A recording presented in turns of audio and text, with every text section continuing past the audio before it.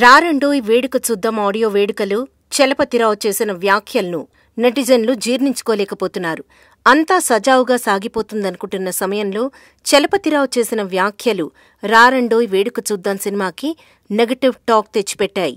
ఈ సినిమాలో నాగచైతన్య చెప్పిన అమ్మాయిలు మనశ్శాంతికి హానికరం అనే డైలాగు వల్లనే ఇంత రచ్చ జరిగింది. మహిళా లోకం మొత్తం చలపతిరావుని దూషించడానికి కారణమైన ఈ డైలాగ్ ఎఫెక్ట్ మూవీపై పడుతుందని, దీన్ని సినిమా నుండి తొలగించాలని నాగార్జున నిర్ణయం తీసుకున్నట్ట. దీనికి సంబంధించి నాగార్జున పలువురితో చర్చలు జరిపినట్లు ఫిల్మ్ నగర్లో ప్రచారం జరుగుతోంది.